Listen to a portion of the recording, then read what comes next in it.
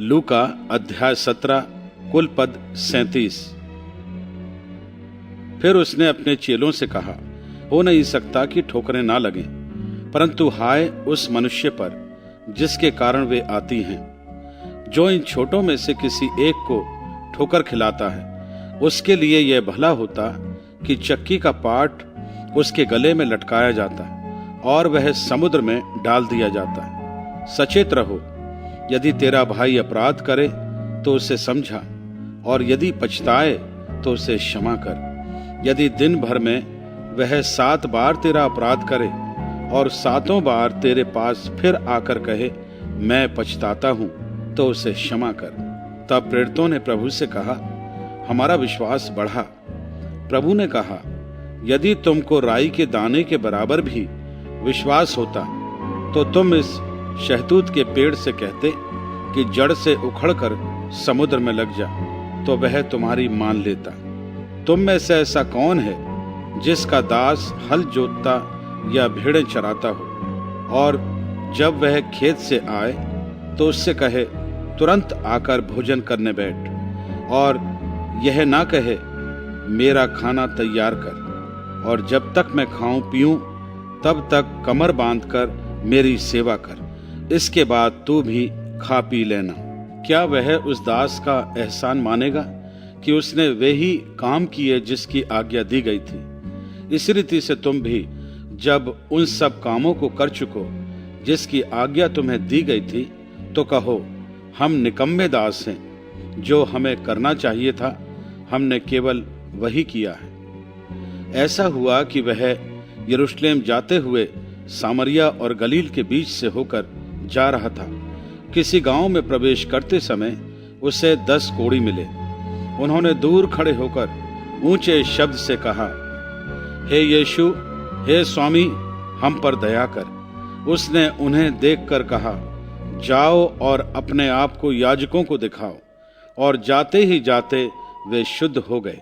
तब उनमें से एक यह देखकर कि मैं चंगा हो गया हूं, ऊंचे शब्द से परमेश्वर की बढ़ाई करता हुआ लौटा और यीशु के पांवों पर मुंह के बल गिरकर उसका धन्यवाद करने लगा, और वह सामरी था। इस पर यीशु ने कहा, क्या 10 शुद्ध ना हुए? तो फिर वे 9 कहाँ हैं? क्या इस परदेशी को छोड़ कोई और ना निकला जो परमेश्वर की बढ़ाई करता? तब उसने उससे कहा, उठकर चला जा, तेरे विश्वास ने तुझे चंगा किया है। जब फरीसियों ने उससे पूछा कि परमेश्वर का राज्य कब आएगा, तो उसने उनको उत्तर दिया, परमेश्वर का राज्य दृश्य रूप में नहीं आता, और लोग यह ना कहेंगे, देखो यहाँ है या वहाँ है, क्योंकि देखो परमेश्वर का राज्य तुम्हारे बीच में है। फिर उसने चेलों से कहा, वे दिन आएंगे जिनमें तुम मनुष्य के पुत्र के दिनों में से एक दिन को देखना चाहोगे और नहीं देखने पाओगे। लोग तुमसे कहेंगे, देखो वहां है, या देखो यहाँ है, परंतु तुम चले ना जाना और ना उनके पीछे हो लेना। क्योंकि जैसे बिजली आकाश के एक छोर से कौंध कर आकाश के दूसरे छोर तक चमकती है, वैसे ही मनुष्य का पुत्र भी अपने दिन में प्रकट होगा।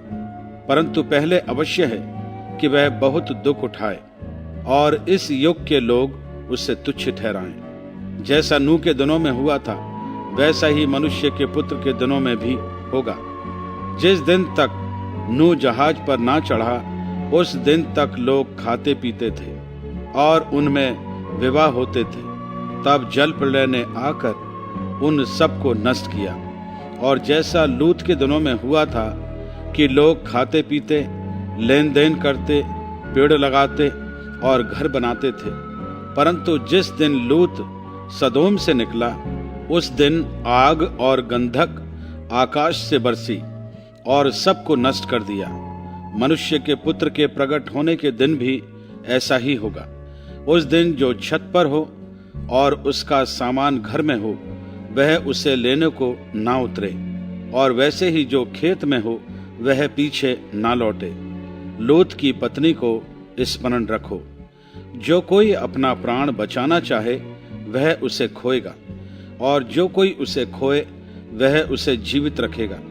मैं तुमसे कहता हूं, उस रात 2 मनुष्य एक खाट पर होंगे, एक ले लिया जाएगा और दूसरा छोड़ दिया जाएगा। 2 स्त्रियां एक साथ चक्की पीसती होंगी, एक ले ली जाएगी और दूसरी छोड़ दी जाएगी।